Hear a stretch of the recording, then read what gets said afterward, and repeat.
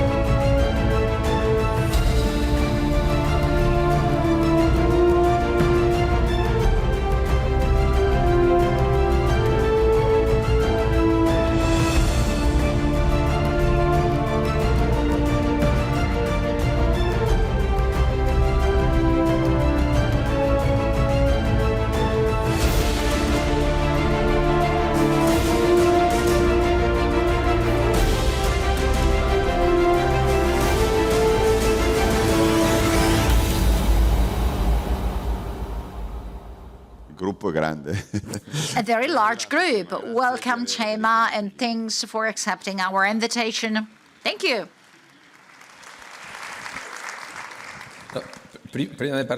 Before starting, if I can say that, you know me, I know many of you, but this is a very special day because you know I'm Spanish, but I'm actually very much connected to Italy. I've been working here from 2007 to 2017. We'll talk about our project for development in Italy. So I feel like I'm part of this audience. I saw many suppliers, providers, investors, partners, colleagues, friends. It's a very special day. And we are happy for that. Thanks, David, and thanks, Pambianco, for inviting me. You are now based in Brussels. Yes, my office is in Brussels, but I have a house here in Milan, so I do spend some time in Italy as well. I actually fell in love with Italy. Italy is a wonderful country, and I spend much time here. So, tell us, Radisson is a global brand in the sector. Tell us about some characteristics, what your projects for Italy are. Well, we come from the Scandinavian peninsula. That was born years ago with Radisson SAS, an airline company. Now we have become enormous, but we are very streamlined in our own organization, almost like a startup. We currently have 1,500 hotels, 1,000 of them operating and 500 being developed. We are present in 107 countries. Every week we do change the number of the countries. We have 75,000 staffs, so 500 hotels in 3 to 5 years. We'll later talk about the leverages. So in 3 to 5 years, you're going to have plus 50% of hotel facilities. I hope so. Much depends on the external leverages, but that's our goal. These are given projects in Italy. They stepped from 3 to 24, and 14 of them are now already open. So 1,500 facilities. As you saw in the video, we have 10 different brands, from affordable luxury, lifestyle luxury to mid-scale.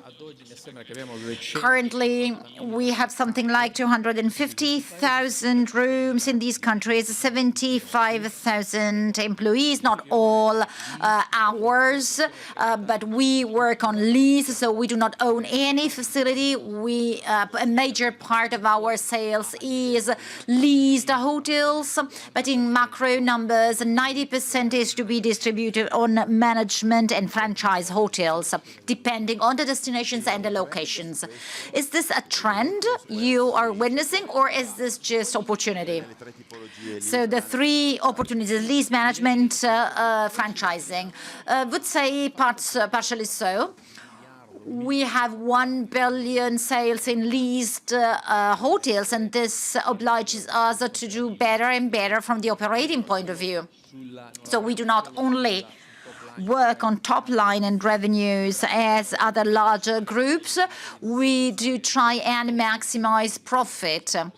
We are actually developing technologies, operating models. So based on this expertise, which we have gained, the system revenue of the company is about 5 billion per year. 1 billion is from the lease hotels.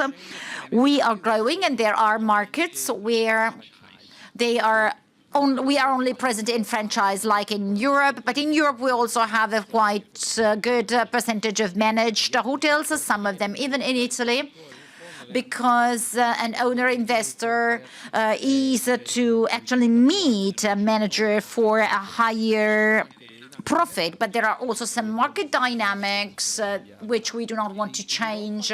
In Europe, the trend is actually to privileging, depending on the type of segment, the franchise solution. Other markets instead, both emerging, but not only emerging, but also the Middle East, which is quite a well-consolidated market. Africa, emerging Africa, of course, Asia, Asia-Pacific, or India. And the model that works best is the managed facility. In China, where we stepped from 23 hotels 3 years ago to 201 open hotels, they're almost all franchising. So it all depends on the dynamics of the different countries. Clear? You were mentioning China. Your reference shareholder is Chinese. Yes, an autonomous, independent company. The whole management team is from Europe. We have our main office in Brussels. We do operate on 4 geographic seats, one in Delhi, Dubai, Frankfurt, and Stockholm. But our reference shareholder is the second currently largest operator in terms of rooms, Jinjiang Group, which is little known in Europe. Jinjiang is a giant listed in the Shanghai Stock Exchange. In their total portfolio, they have 14,000 facilities, 3,000 outside China, 11,000 in China. No.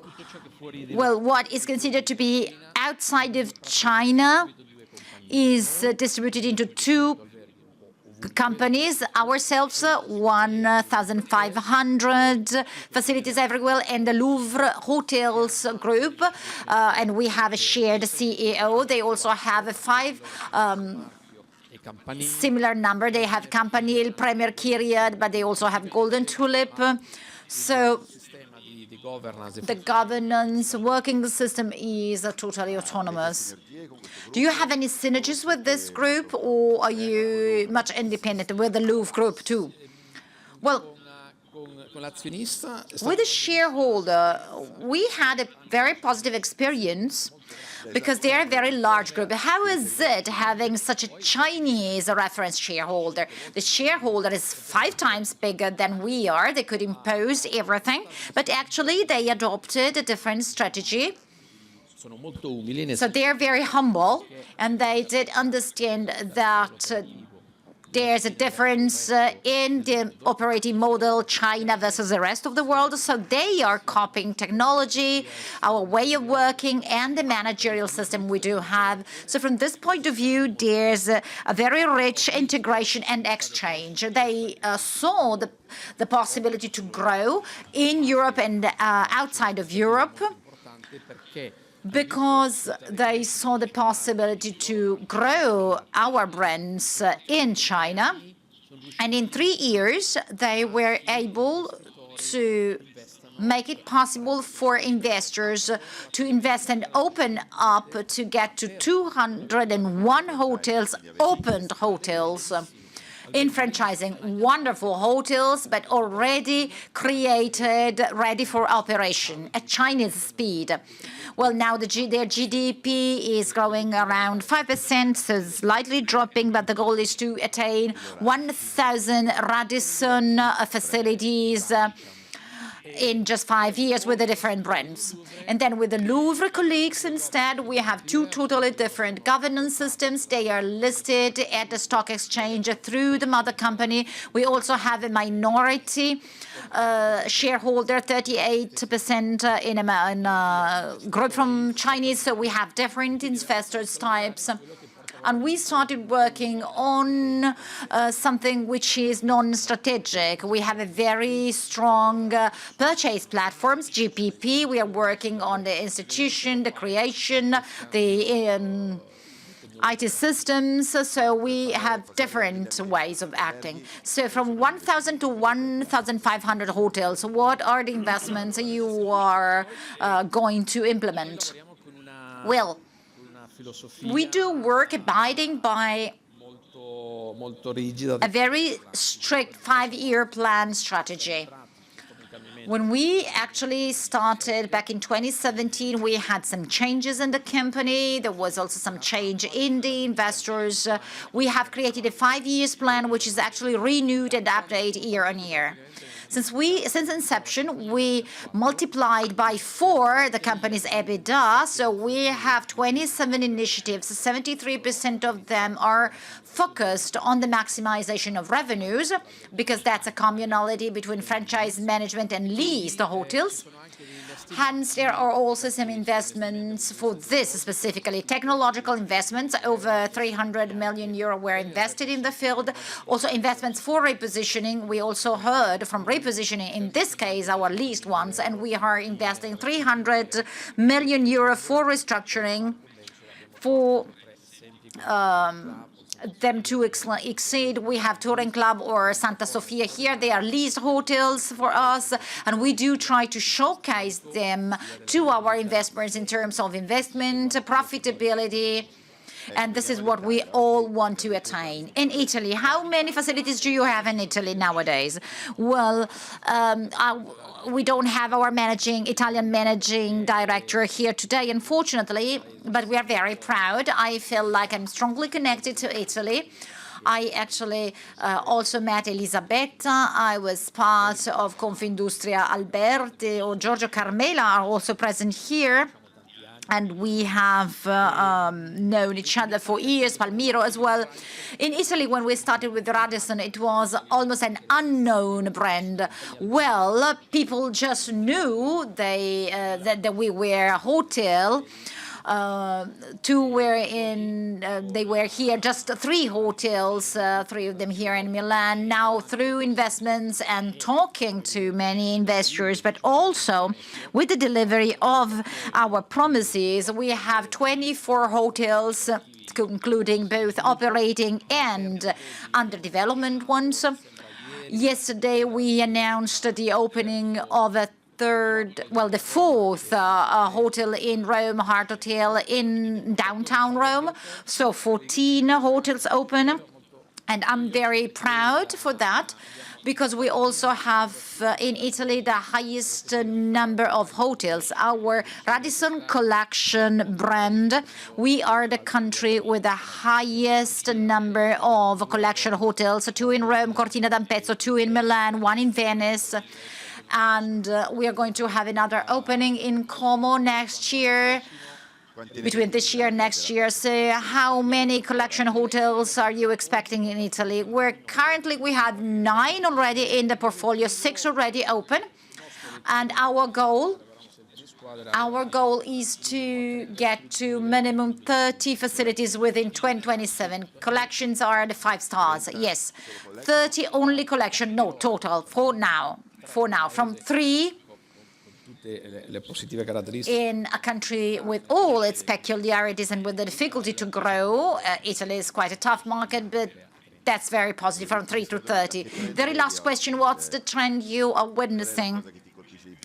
What do you see here? What are you mostly impressed by? Well, from the point of view of investors, what we are seeing is actually that we had a moment of slowdown, very high building costs, geopolitical uncertainties, and hence the slowdown was on many already signed projects in all countries, also in Italy.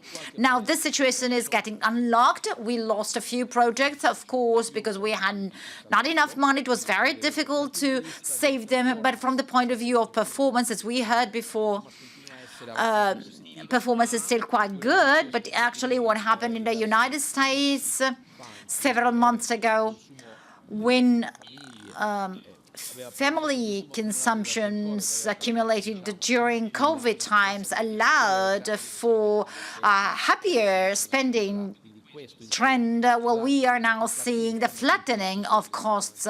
So these new trends are actually putting margins under discussion. In Italy, we do have both the need and the possibility to actually do better.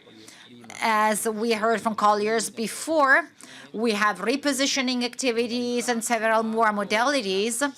There's a very high attention to sustainability. We are going to open the first 2 net zero hotels.